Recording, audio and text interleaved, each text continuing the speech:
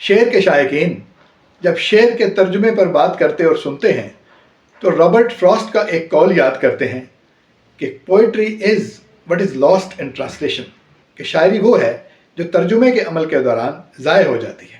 اس کا ایک مطلب یہ نکلتا ہے کہ شاید شاعری کا ترجمہ ہی ممکن نہیں ہے، لیکن اگر یہ ممکن نہیں ہے تو پھر اتنے لوگوں نے جو اتنے بڑے بڑے تراجم کیے ہیں وہ کیوں کیے ہیں اور وہ کیسے ہو گئے؟ اس کا مطلب ہے کہ اس قول کی حقیقت کو جاننے کے لیے اور ترجمے کے امکان کو دیکھنے کے لیے کچھ غور کرنے کی ضرورت ہے۔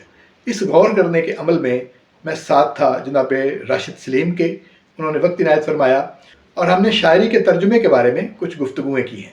اس پہلی نشست میں گفتگو کا موضوع یہ رہا کہ شاعری کا ترجمہ کس حد تک ممکن ہے۔ ہم نے پہلے یہ بات دیکھی کہ کسی کلام کے شاعری ہونے کے عناصر کیا ہیں اور ان عناصر میں سے کون کون سا عنصر ایسا ہے جس کا ترجمہ کرنا ممکن ہے اور کون کون سا عنصر ایسا ہے جس کے ترجمے میں مشکلات ہیں۔ ویڈیو کی طرف جاتے ہیں، لیکن اس سے پہلے اگر آپ چاہیں کہ شوق کا یہ سلسلہ تعلق میں بدل جائے تو چینل سبسکرائب کر لیجیے۔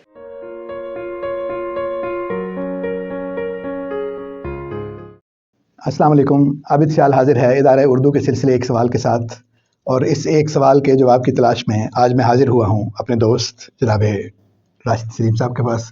سر بہت شکریہ، آپ نے وقت عنایت کیا۔ ان کے ساتھ جو گفتگو ہے وہ ہے شاعری کے ترجمے کے حوالے سے۔ 2-3 سوال میرے ذہن میں ہیں، باری باری ان سے پوچھتے ہیں۔ تو پہلا سوال سر جو ذہن میں سب سے پہلے آتا ہے وہ یہ ہے کہ جو ایک مشہور جملہ ہے کہ جو poetry is what is last in translation, کچھ ایسا ہے کہ جو کچھ غائب ہو جاتا ہے یا معدوم ہو جاتا ہے وہ شاعری ہے۔ تو اگر یہ ہے تو پھر کیا شاعری کا ترجمہ ممکن ہے؟ جی، یہ منسوب کیا جاتا ہے رابرٹ فراسٹ سے کہ poetry is what is last in translation, لیکن آپ خود جانتے ہیں کہ بہت شاہکار قسم کے منظوم تراجم موجود ہیں، اور انہی کے ذریعے لوگوں نے مثلاً عمر خیام کا جو ترجمہ فٹز جیرلڈ نے کیا، انہی کے ذریعے وہ پوری ویسٹرن دنیا میں رومی کے ترجمے ہیں، ان کے رومی کے تراجم ہیں۔ آج کل کولمن باکس ایک امریکن رومی گرو سمجھا جاتا ہے، اور اس نے جب رومی کے تراجم کیے تو وہ بیسٹ سیلرز رہے کافی سالوں تک امریکہ میں۔ تو ایک ایسا کلاسیکی شاعر، اور اس کو جدید دور میں پاپولر کرنے میں اس کا عمل دخل تھا۔ اب ایک کام جب ہو رہا ہے تو اس کے بارے میں میرا خیال ہے یہ کہنا کہ اس کا امکان ہے یا نہیں ہے، تو ہاں یہ ضرور کہا جا سکتا ہے کہ کیا اس کے ساتھ انصاف کیا جا سکتا ہے، کما حق ہو کیا اس کو بیان کیا جا سکتا ہے۔ تو اس میں میرا خیال ہے ہمیں کافی چیزوں کو پہلے یہ دیکھنا پڑے گا کہ جو تخلیق ہم کرتے ہیں اس کا بھی ایک معیار ہوتا ہے۔ تو اگر وہ بنیادی ایک معیار جو ہے اس کو پورا کر لیتے ہیں، ان شرائط کو پورا کر لیتا ہے تو وہ معیاری ہے۔ آگے کچھ کے بارے میں تو یہاں تک کہا جاتا ہے کہ وہ تبازات سے بھی بڑھ گیا ترجمہ جو ہے اسے، گورے غریبہ وغیرہ کے بارے میں ہم کہتے تھے، یا جی جی جی اوفن ان دی اسٹیلی نائٹس والا جو تھا، جی بالکل وہ بھی۔ اور اسی طرح جو تراجم خاص طور پر فارسی ادب کے جو عالمی طور پہ تراجم ہوئے ہیں، اسی طرح انگریز شعراء نے باقی جو تراجم کیے ہیں، جیسے آپ الیگزینڈر پوپ ہے، یا اگر آپ جدید دور میں آ جائیں تو ٹیڈ ہیوز ہے، اس نے تراجم کیے، یا کیتھے کے نام سے ایک ایزرا پاؤنڈ نے ترجمہ کیا تھا چینی زبان سے۔ اب وہ ڈائریکٹ تو نہیں تھا چینی زبان، تو وہ نہیں جانتے تھے، لیکن یہ ہے کہ ان کو ایسا مسودہ دستیاب ہو گیا تھا کہ جس میں جیسے ہم ترجمے کرتے ہیں انگریزی سے کرتے ہیں، وہ اصل میں وہ فرینچ ہوتے ہیں یا کسی اور زبان میں ہوتے ہیں۔ جی جی جی۔ تو اب یہ کہنا کہ اصل میں شاعری ہے کیا، جب تک ہمیں یہ نہیں پتا ہوگا تو بڑا مشکل ہے یہ بتانا کہ جی یہ شاعری اس میں ترجمہ ہو سکی ہے۔ بالکل، وہ رابرٹ فراسٹ کے جملے کی سمجھ جو ہے وہ تب آئے گی جب آپ اس کو تو اس میں بہت سارے پہلو ہیں کہ شاعری میں ایک تو جو ہم عام طور پر ترجمہ کرتے ہیں تو اس سے مراد یہ ہوتی ہے کہ جی شاعر کا مطمع نظر کیا تھا، اس کا پیغام کیا تھا، اور اس کا ابلاغ اگر یعنی ہو گیا میسج تو اور معافی ضمیر جو ہے یہ وہ ایک شے ہے، یعنی اس کا معنی جو لیکن شاعری میں ظاہر ہے اس کے علاوہ بہت ساری چیزیں ہیں، اس کا تاثر ہے جی اور اس کی جمالیات ہے، اور اس میں شاعری بنیادی طور پر لکھی جانے والی زبان سے بھی پرانی ہے، جی تو اس میں بہت سارے جو ہیں وہ ڈرامائی عناصر ہیں، اس میں آواز ہے، لہجہ ہے اور موسیقیت ہے، تو ان کو کس حد تک برقرار رکھا گیا ہے ترجمے میں. تو آپ جب ان چیزوں پر پرکھیں گے تو مشکل یہ ہوتی ہے کہ ہر زبان چونکہ ایک الگ تہذیبی شناخت رکھتی ہے اور وہ پرداختہ ہوتی ہے اپنی زبان سے ہی، تو ان کی اپنی روایت ہوتی ہے، اپنی جمالیات ہوتی ہیں، ہر زبان کی اپنی موسیقی ہوتی ہے، ہر زبان کے اپنے استعارے، اپنی علامتیں ہوتی ہیں، اور ان کا متبادل دوسری زبانوں میں بعینہ ہی ڈھونڈنا آسان نہیں ہے.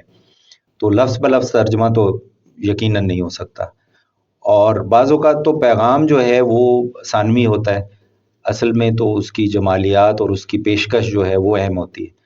تو واقعی کچھ چیزیں ایسی ہوتی ہیں شاعری میں سے بھی جن کو بعینہ ہی دوسری زبان میں منتقل نہیں کیا جا سکتا، لیکن جو خود شعراء ہوتے ہیں اور دونوں زبانوں پر اچھی گرفت رکھتے ہیں اور ان تمام چیزوں سے آگاہ ہوتے ہیں کہ محض پیغام رسانی نہیں کرنی ہے آپ نے، اور مطمع نظر نہیں صرف بیان کرنا بلکہ اس جمالیات کا بھی خیال رکھنا ہے، تو وہ پھر اپنے لیے ظاہر آپ اتنی مشکلات بڑھا لیں گے جتنی زیادہ چیزوں کو آپ کے ساتھ انصاف کرنے کی کوشش کریں گے. تو بعض اوقات ہوتا ہی ہے کہ آپ تمام پہلوؤں کے ساتھ انصاف نہیں کر سکتے، لیکن ان میں سے چند ایک کے ساتھ انصاف کر رہے ہوتے ہیں.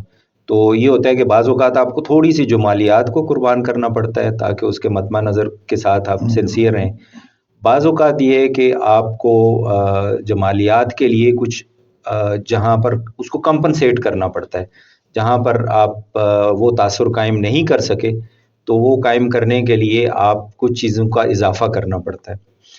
تو میرے خیال میں تو ترجمہ نہ صرف ممکن ہے بلکہ ایسے شاہکار تراجم منظوم شاعری کے گزرے ہیں کہ ان کو دیکھ کر تو یہ لگتا ہے کہ اصل میں یہ مشکل بہت ہے لیکن ممکن ہے، اور اس کے لیے ایک آپ کو خود میرا خیال ہے بڑا شاعر ہونا آپ کے لیے ضروری ہے، اور آپ کی دونوں زبانوں پر جو معنوی فضا ہے، جو ثقافتی فضا ہے، سماجی فضا ہے ہر زبان کی، اور جمالیاتی روایت ہے، اس سے واقف ہونا ضروری ہے. اور پھر یہ کہ کون کون سی تکنیک استعمال ہوئی جس زبان سے آپ ترجمہ کر رہے ہیں اس میں، اور پھر آپ نے دیکھنا ہوتا ہے کہ آپ کے پاس کیا کیا حکمت عملیاں ہیں جو کہ ٹرانسلیشن سٹڈیز میں آج کل پڑھایا بھی جاتا ہے. جی، وہ ایک سوال میں ہم اس پہ بھی بات کریں گے کہ وہ جی، کیا ہیں. تو امکانات تو ہیں مختصر، یہ کہ نہ صرف ہیں بلکہ بڑے توانا قسم کے ہیں، اور بہت سارے لوگوں نے تو اس کو چیلنج کے طور پر قبول کر کے، تو میں خود اس طرح کا ہوں کہ مجھے جو سب سے مشکل کام ہوتا ہے اس میں زیادہ لطف آتا جی ہے. ظاہر ہے، تو کیونکہ آپ ظاہر اس کو مشقت سمجھ کے تو کر نہیں رہے، تو آپ کو شوق ہے. ہاں. تو اچھا، تو اس کا مطلب ہے کہ اگر ہم الگ الگ کر لیں چیزوں کو، مطلب شاعری میں اگر ہم یہ سمجھیں کہ کچھ اس کا مافی ضمیر ہے یا کانٹینٹ ہے اس کا، یا جو خیال ہے یا جو میسج ہے، یہ ایک شے ہے. دوسری شے اس کا اسلوب ہے. جی. تیسری شے اس کی یعنی اسی میں شامل ہے جو جمالیات ہے اور موسیقیت ہے اور اس طرح کی چیزیں ہیں. جی.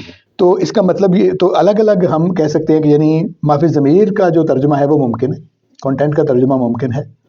تو جو جمالیات ہے اس کا ترجمے کا مطلب ظاہر ترجمانی ہے. بنیادی طور پر یہ ہوتا ہے کہ جب آپ ایک چیز پہ زیادہ توجہ دے رہے ہوتے ہیں تو دوسرے کو تھوڑا سا کمپرومائز ہو رہا ہوتا ہے. ٹھیک ہے. تو آپ نے ایک بیلنسنگ ایکٹ رکھنا ہوتا ہے کہ جس میں آپ مکمل طور پر صرف اسلوب کو اگر آپ پکڑ لیں تو وہ بھی ٹھیک نہیں ہے. سوال یہ ہے کہ کیا یہ ممکن ہے کہ اسلوب کا ترجمہ ہو سکے، یعنی ترجمانی ہو سکے؟ جی میرے خیال میں تو اصل میں متبادلات ہوتے ہیں جو آپ نے تلاش کرنے ہوتے بالکل ہیں. صحیح.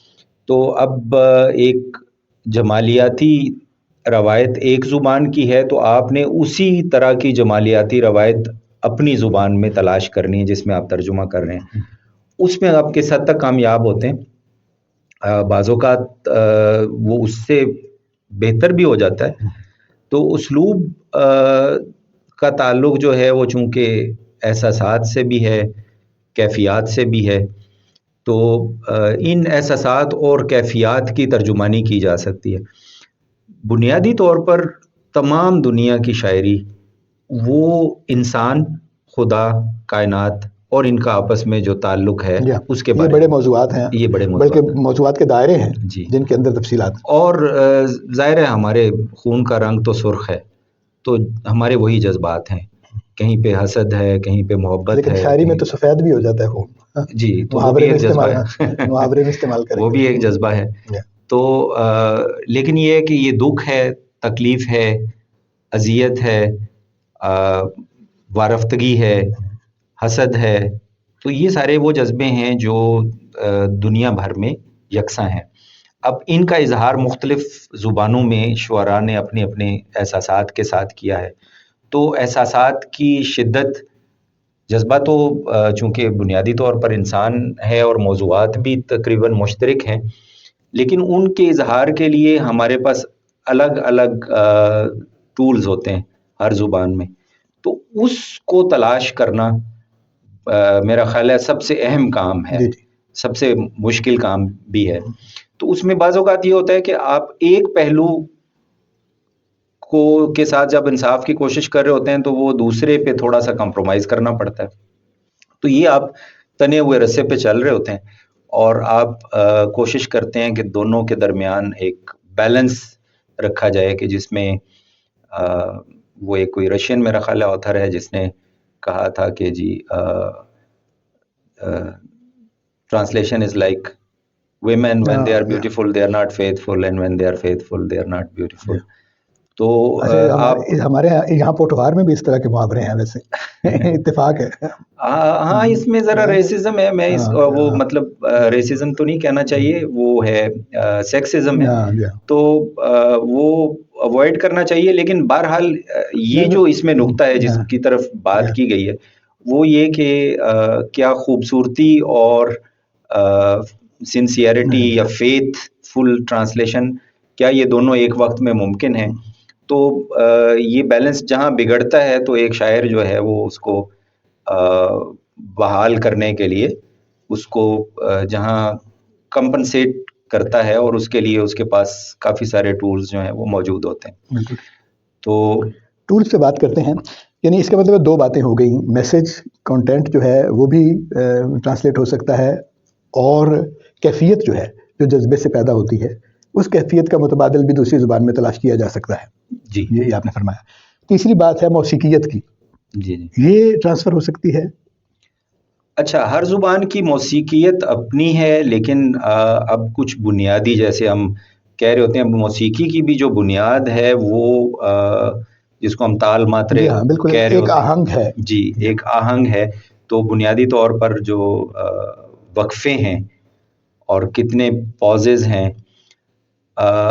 اس میں یہ ہوتا ہے کہ کچھ زبانیں جو ہیں وہ ذرا قریب ہوتی ہیں تو اس میں ترجمہ آسان ہوتا ہے. تو ظاہر ہے لسانی اشتراکات ہوں گے تو آسان ہو جائے گا. اگر آپ فارسی سے اردو میں ترجمہ جیسے کہ میں بھی کوشش کرتا ہوں، بہت ساری ردیفیں جو ہیں آپ بالکل اس کو، وہ آسان ہے کیونکہ ان کی بحریں بھی ہیں اور وہ بحریں اردو میں بھی مستعمل ہیں، تو آپ ان کو آسانی سے کر لیں گے. پھر یہ کہ ڈکشن کے حوالے سے بھی دیکھا جائے تو الفاظ آپ کو مل جائیں گے. لیکن اگر آپ انگریزی زبان سے ترجمہ کریں گے اردو میں تو وہ مشکل ہے. اگرچہ انڈو یورپین زبانوں میں ہی آتی ہے، دور دراز دور پار سے کہتے ہیں کہ رشتہ تو ہے اردو اور انگریزی کا، لیکن اردو جو ہے وہ کہتے ہیں کہ سلیبل ٹائمڈ لینگویج ہے، جبکہ انگریزی جو ہے وہ اسٹریس ٹائمڈ لینگویج ہے. تو اس میں کون سے سلیبل کو آپ زیادہ زور کے ساتھ ادا کرتے ہیں اور باقی. اور اب انگریزی کا جو موسیقیت ہے وہ دو طرح کی ہے. کچھ ہائیکو وغیرہ جو انگریزی میں لکھی جاتی ہیں اس میں آپ سلیبلز کو کاؤنٹ کرتے ہیں. تو دوسرا جو ہے وہ اسٹریسڈ یا ایکسینٹڈ جو ردم ہوتا ہے وہ ہے. تو آپ جب انگریزی شاعری پڑھیں، جب تک آپ اس ردم کو نہیں پکڑتے، اس سے پہلے میرا خیال ہے انگریزی شاعری کا اردو میں ترجمہ کرنے کی آپ کو کوشش نہیں کرنی چاہیے. ٹھیک ہے. میں ذاتی طور پر آپ کو پتہ ہے مختلف زبانوں میں اب چینی زبان میں بہت حد تک سمجھتا ہوں، اس کی شاعری سے حظ بھی اٹھا رہا ہوتا ہوں، لیکن میں اپنے آپ کو اس قابل نہیں سمجھتا کہ میں ابھی اس سطح پہ پہنچا ہوں کہ میں چینی شاعری کو ابھی جو ہے وہ منظوم اردو میں ترجمہ کر سکوں. اس کے مقابلے میں مجھے فارسی میں لگتا ہے کہ یار اس کا آہنگ میں پکڑ سکتا ہوں. اسی طرح فرانسیسی یا انگریزی زبان کا آہنگ کافی مدت کے بعد، کافی تگ و دو کے بعد وہ جب سمجھ میں آنے لگا تو اس کے بعد ہی میں نے کوششیں شروع کی، اس سے پہلے نہیں کی.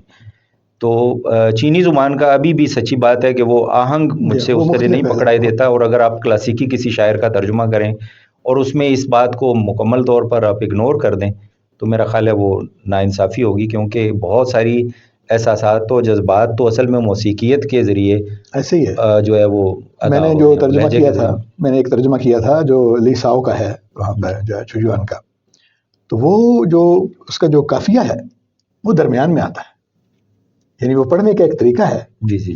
اور وہ پھر میں نے اس کو سنا گاتے ہوئے نا، وہ جب آپ اس کو گاتے ہیں سنتے ہیں تو وہ اس کا بالکل تاثر ہی اور ہے.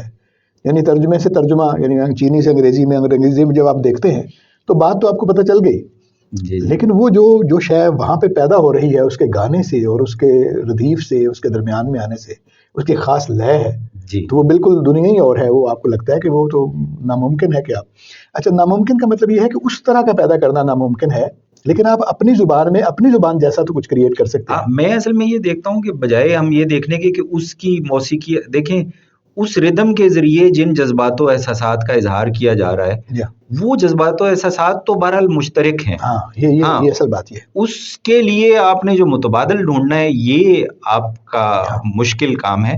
اور بعض اوقات بعض زبانوں میں اس شدت کے ساتھ اس احساس کو اجاگر کرنے کے لیے آپ کے پاس زبان میں کچھ کمی کوتاہی محسوس ہو رہی ہوتی. لیکن پھر وہی بات کہ آپ نے جو مروجہ زبان ہے اسی میں نہیں رہنا. شاعر کا تو کام ہے کہ وہ اس میں نئی تراکیب سازی بھی کرے اور وہ جو اس کے مروجہ معانی ہوتے ہیں ان کو شکست و ریخت کر کے ان کو پھیلائے اور ان میں اضافہ کرے اپنے کام کے لیے استعمال. اور میں یہ سمجھتا ہوں کہ اسی وجہ سے جتنے بھی اچھے شعراء گزرے ہیں انہوں نے کسی حد تک جنہوں نے خاص طور پر ایک نئے تجربے کیے ہیں، انہوں نے دوسری زبانوں کے ادب کو بہت کھنگالا اور اس کی شاعری سے نہ صرف غیر شعوری طور پر متاثر بھی ہوئے اور ان سے آپ یہ کہہ لیں کہ اکتساب کیا، شعوری بھی کیا اور غیر شعوری طور پر بھی کیا. آپ کو پتہ ہے لانجائنس کا تو کہنا ہی یہ تھا کہ اچھی شاعری کے لیے ضروری ہے کہ آپ وہ کلاسیکی اس کو پڑھیں. تو اب الیگزینڈر پوپ کا میں نے ذکر کیا تو اس نے ہومر کا ترجمہ کر رکھا تھا. اسی طرح ڈرائیڈن ہے، اس نے بھی ورجل وغیرہ کا ترجمہ جو ہے وہ پہلے کر رکھا تھا. اسی طرح ایزرا پاؤنڈ ترجمہ کرنے کا مطلب ہے کہ آپ ایک دفعہ گزرتے ہیں سارا اس شاعری سے. یہی مطلب ہے نا کہ اگر کسی ترجمہ کیا کسی نے تو اس کا مطلب ہے اس پورے شعری فضا سے وہ گزرا نہ صرف گزرا ہے، اس میں آپ اصل میں زندہ رہتے ہیں. اب جن احساسات و جذبات کا، جس شدت کا آپ اظہار کرنا چاہ رہے ہیں تو آپ اس دنیا میں کچھ عرصہ رہیں گے تو پھر ہی وہاں کی جو یہ کرنسی ہے زبان اس سے آپ متاثر ہوں گے اور پھر آپ اس میں کوئی ٹرانزیکشن کر سکیں گے. تو یہ تقریباً تمام بڑے شعراء نے کیا ہے. تو انگریزی میں مثلا ٹیڈ ہیوز نے تراجم کیے کلاسیکی، اسی طرح بورخیز نے تراجم کیے. ہمارے ہاں اگر آپ لیں تو ہمارے ہاں کہتے ہیں کہ انگریزی میں غالباً پہلا ترجمہ انشاء اللہ خان انشا نے کیا تھا، وہ فیل کے نام سے انگریزی زبان سے. اچھا، بعد میں سر سید تحریک کے بعد تو باقاعدہ ایک ترجمے کی وہ روایت چل پڑی. اس میں پھر الطاف حسین حالی نے بھی کیے، اس میں حضرت موہانی نے بھی تراجم کیے، اس میں آپ نے محمد حسین آزاد نے بھی تراجم کیے. یہاں تک کہ اقبال کا بھی جو ابتدائی کلام ہے بانگ درا میں، اس میں کوئی ماخوذ ماخوذ جو ہیں لکھا ہوا ہے ٹینیسن سے اور ایمرسن سے. ترجمے ہی کی صورتیں ہیں نا وہ. جی جی. اب یہ ہے کہ میں تو یہ دیکھتا ہوں کہ اس موضوع کو یا ان کیفیات کو اپنی زبان میں ڈھالا گیا. تو یہ اس کو ٹرانسکریشن کہہ لیں، ٹرانسلیشن نہ کہیں، ری رائٹ کیا ہے. لیکن آپ ایک بڑے شاعر کی جو تکنیک ہیں اور ان کے جو موضوعات کو ہینڈل کرنے کا جو طریقہ ہے، اس کو آپ نے پہلے پرکھا، جانچا، اور پھر اس کو اپنی زبان میں آپ نے دوبارہ سے اس کو لکھا. تو شاعری کے ترجمے میں بنیادی طور پر وہ ترجمہ کم ہوتا ہے، زیادہ یہ ہے کہ وہ ری رائٹ ہے، ری کریشن ہے. آپ اس کو دوبارہ سے تخلیق کر رہے ہیں. تو اس کے لیے، اور ایک حوالے سے دیکھا جائے تو یہ شاعر کی تربیت کے لیے بھی ضروری ہے. بہت سارے ایسے شعراء ہیں جنہوں نے تراجم کیے، لیکن اس کو چونکہ وہ ثانوی حیثیت انہوں نے خود بھی دیے رکھی، تو وہ سامنے نہیں لائے، اس کو شائع نہیں کیا. لیکن آپ اگر دیکھیں تو آپ کو خاص طور پر ابتدائی ادوار میں تو وہ باقاعدہ واضح طور پر نظر آ رہا ہوتا ہے.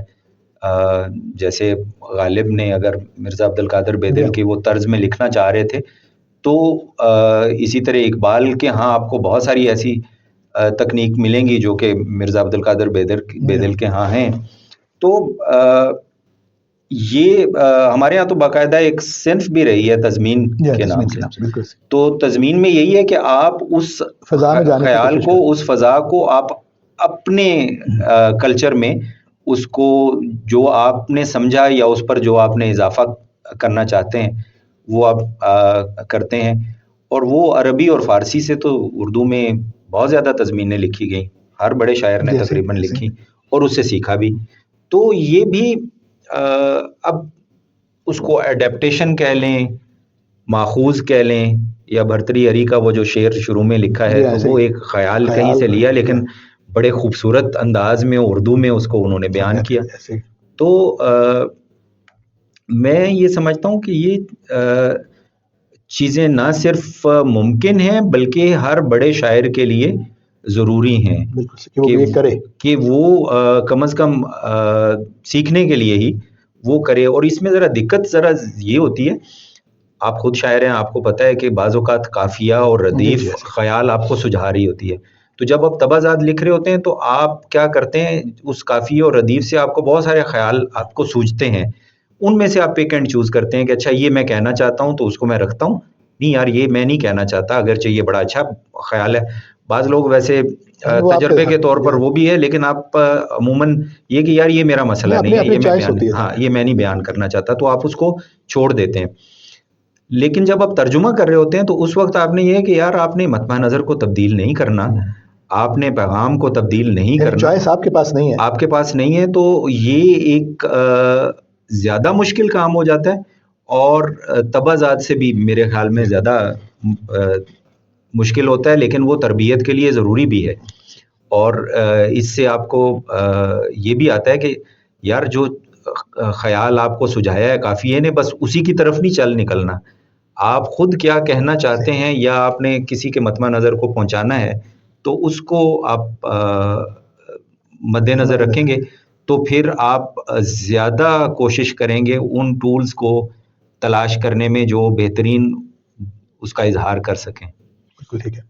تو اس کا مطلب 3 باتیں ہو گئیں، یعنی مافی ضمیر کنٹینٹ بھی ترجمہ ہو سکتا ہے، موسیقیت جو ہے وہ بھی اس کی ترجمانی کی جا سکتی ہے، اور اس کے بعد آپ کیفیات اور جذبات اور احساسات جو ہیں ان کو بھی کیا جا سکتا ہے. تو جب یہ سب کچھ کیا جا سکتا ہے تو اب آ کے آپ رابرٹ فراسٹ کے کال کی جو ہے وہ کیا پھر تشریح کرتے ہیں کہ انہوں نے کیا کہا، کہ وہ کیا شے ہے پھر جو پھر بھی رہ جاتی ہے. ہاں، اب بات یہ ہے کہ جیسے کسی چیز کو پرکھنا ہے نا کہ وہ ترجمہ کتنا بہتر ہوا، اس کے لیے یہ بھی ضروری ہے کہ جو سامع یا قاری ہے وہ بھی بذات خود ان دونوں زبانوں پر اتنی دسترس رکھتا ہو تو وہ سمجھ پائے گا کہ یہ کتنا انصاف ہو سکا ہے یا نہیں ہوا. عموماً میں نے یہ دیکھا ہے کہ ہم سامنے کے چند الفاظ دیکھ کے گئے اس کا تو یہ مطلب ہے. مجھے یاد ہے کہ رابرٹ فراسٹ ہی کی کچھ نظموں کے میں نے اردو میں منظوم تراجم کیے ہیں، تو اس کی ایک نظم بڑی مشہور ہے stopping by woods on a سنوئی evening. تو اس کا آخری بند کا میں ایک ترجمہ پیش کر دیتا ہوں. Woods are lovely dark and deep but I have promises to keep and miles to go before I sleep and miles to go before I sleep. اب یہ ایک تھکاوٹ والا ایک لہجہ ہے. تو اس کو میں نے اس کا ترجمہ کیا کہ جنگل گہرا گھنا ہے اور سہانا ہے لیکن مجھ کو اپنا عہد نبھانا ہے اور سونے سے پہلے میلوں جانا ہے اور سونے سے پہلے میلوں جانا ہے. تو اس پہ ایک صاحب تھے, انہوں نے اعتراض کیا کہ وہاں تو پرومسز ہے, آپ نے ایک عہد کہا, عہد نبھانا ہے. تو اس میں دیکھیں شاعری میں یہ زیادہ ضروری نہیں ہے کہ وہ تعداد اس کی کتنی ہے, اور یہ کوئی سائنٹیفک قسم کا ترجمہ تو نہیں ہے. تو وہ کیفیت آ گئی نا. ہاں, اس میں پھر آپ کو میں نے تو اتنا یہ آزاد ترجمہ نہیں کیا, لیکن یہ کہ پھر اس کی آزادی کے آگے وہ جو سائنس میں ہم کہتے ہیں نا ڈگریز آف فریڈم, تو آپ کے درجے ہوتے ہیں کہ آپ نے کس حد تک آزاد رہ کے ترجمہ اس کا کرنا ہے. تو کچھ جگہوں پہ آپ کو اگر بہت زیادہ آزاد ہیں تو وہ ایڈیپٹیشن یا ماخوذ اس پہ چلے جائیں گے, اور اس کے مختلف درجے ہیں اور وہ مختلف شعراء نے اس کے لیے مختلف تکنیکس جو ہیں وہ استعمال کی ہیں. تو رابرٹ فراسٹ کی شاعری میں ایک خاص جو نیو انگلینڈ کا لہجہ ہے اور جو لوکیل ہے اس میں اس نے بند کیا. تو وہ کہتا تھا کہ ساؤنڈ آف دا سینس, تو اس میں ساؤنڈ بہت اہم ہے. تو ایک فارمر ہے وہ جس لہجے میں کہتا ہے کہ جی گڈ فینسز میک گڈ نیبرز, ٹھیک ہے, اب اس لہجے کو ایگزیکٹلی کاپی کرنا مشکل ہے. ظاہر ہے ہمارے ہاں کا جو کسان ہے وہ اس لہجے میں نہیں کہے گا, لیکن بات یہ ہے کہ جن موضوعات پہ, جن انسانی نفسیات کے پہلوؤں پہ رابرٹ فراسٹ نے شاعری کی ہے وہ تو وہی ہیں جو دنیا بھر کے خواب و کسان ہیں, وہ تھکن ہے, جو تھکن ہے وہ تو سب کے لیے تھکن ہی ہے. اور یہ کہ جو راستہ آپ نہیں چل سکے اس کی خلش, تو یہ تو وہ احساسات ہیں جو دنیا بھر میں موجود ہیں. تو آپ ضروری نہیں ہے کہ اس کو اسی لہجے میں بیان کریں, آپ اس کو جو تھکاوٹ کا آپ کی اپنی زبان کا لہجہ ہے آپ اس میں بیان کریں گے اس کو. تو لیکن کچھ چیزیں کامن بھی ہیں, جیسے اب اس میں عہد نبھانا ہے, میلوں جانا ہے, میلوں جانا ہے, اس کی جو تکرار ہے. اب اس تکرار میں جو ہے وہ جیسے آدھا سویا ہوا جاگا ہوا شخص ہے جو دہرا رہا ہے یہ جملے اور اپنے آپ کو اصل میں احساس دلا رہا ہے کہ ایک طرف اس کا فرض ہے. تو یہ جو مانوی پرتیں ہیں اور یہ جو کیفیات اور احساسات جو گندے ہوئے ہیں اس موسیقی میں اور اس لہجے کے اندر, اس کو اس سے الگ کر کے آپ ان کے کرداروں کو نئے نام دے سکتے ہیں, ان لہجوں کو کے متبادل لہجے آپ اپنی زبان میں تلاش کر سکتے ہیں. تو رابرٹ فراسٹ اصل میں ظاہر ہے وہ اس سے بہت حظ اٹھا رہا ہوتا تھا کہ وہ جو ایک لہجہ ہے, تو اس کو تو اندازہ نہیں ہوگا کہ اس دوسری لہجے کے جو وہ دوسری لہجے کے جو لوگ ہیں اس کے تو شناسہ وہ وہاں کے بولنے والے ہیں نا.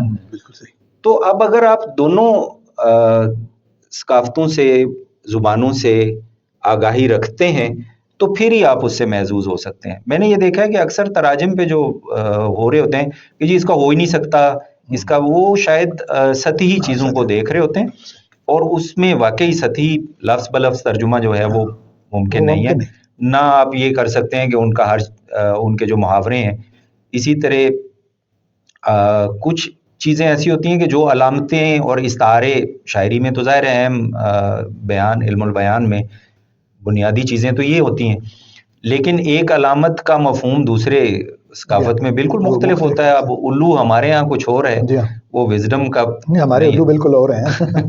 تو دانش مندی یا وزڈم کی وہ علامت نہیں ہے, ٹھیک ہے. اسی طرح جو رنگ ہیں, جو پھول ہیں, جو ان کے مثلا مئی یا جون کو بہار کا موسم سمجھا جاتا ہے, ہمارے ہاں ظاہر ہے وہ کیفیات, وہاں خزائیں بہت خوبصورت ہیں اور دنیا بھر میں ہمارے ہاں برسات جو ہے وہ نہیں ہے جو رینی ڈے, وہ save for the rainy day جو انگریز سمجھتے ہیں کہ یار یہ ہارڈ ٹائمز ہیں, تو وہ مشکل وقت نہیں ہے ہمارے لیے, تو وہ ایک ہمارے خوشگوار ہے, خوشگوار بھی ہے. تو یہ تو مترجم کا کام ہے نا کہ وہ اس کے صحیح مفاہیم تک پہلے پہنچے اور پھر ان کے صحیح متبادلات جو ہیں وہ ڈھونڈے، اور اگر نہیں ہیں تو ان کو اپنی زبان میں وسعت دے اور ان کو پیدا کرنے کی کوشش کرے. بالکل ٹھیک. کیونکہ اگر وہ احساسات اور جذبات انسانی ہیں اور ایک زبان میں ان کا اظہار موجود ہے، تو آپ کی اگر زبان میں نہیں ہے تو پھر تو شاعر کی یہ میرا خیال ہے اہم فریضہ ہے کہ وہ اس کے لیے وہ نئی تراکیب سازی کرے یا کسی طریقے سے ان کا اظہار کرے، کیونکہ اگر وہ پیرایا ڈھونڈنا تو شاعر کا کام ہے نا. شاعر کا ایسے ہی. تو اس کا مطلب ہے کیا، یہ میرے خیال یہ اس طرح بھی کیا جا سکتا ہے کہ شاید اس کے کہنے کا، فراست کے کہنے کا مطلب یہ ہو کہ جو جس طرح کا ایکسپریشن اس کی زبان میں پیدا ہو گیا ہے، جی جی، یہ ایکسپریشن کسی اور زبان میں پیدا ہونا ممکن نہیں ہے، اور یہ تو لاسٹ ہو ہی جائے گا. جی ایسا اتنا ہی ہے میرے خیال سے. یہ ہے. اور عموماً اس طرز کا ہو بھی نہیں پاتا. جی وہی نا، مطلب اکثریت ایسا ہی ہے. وہ بہت ریئر کیسز ہیں جس میں ہم کہہ رہے تھے کہ اس زبان میں پیدا ہو سکتا ہے، جی جی، وہ تو ظاہر ہے کہیں اور پیدا نہیں ہو سکتا. تو اس کا مطلب ہے کہ الگ الگ کر کے ان کے عناصر پر کہ کیا شاعری کے عناصر ہیں، کون کون سا عنصر ترجمہ ہو سکتا ہے، الگ الگ راشد صاحب نے بات کر دی. تو سارے عناصر کے بارے میں خیال یہ ہے کہ اس کا ترجمہ یا ترجمانی یا ٹرانسکریشن یا اس طرح کا کوئی بھی اس کو نام دے لیا جائے، بہرحال اس کو منتقل کرنا کسی نہ کسی طرح ممکن ہے. تو اس کا مطلب ہے کہ شعر کا ترجمہ کرنا ممکن ہے. امید ہے کہ ہمارے دوستوں کو یہ باتیں پسند آئی ہوں گی.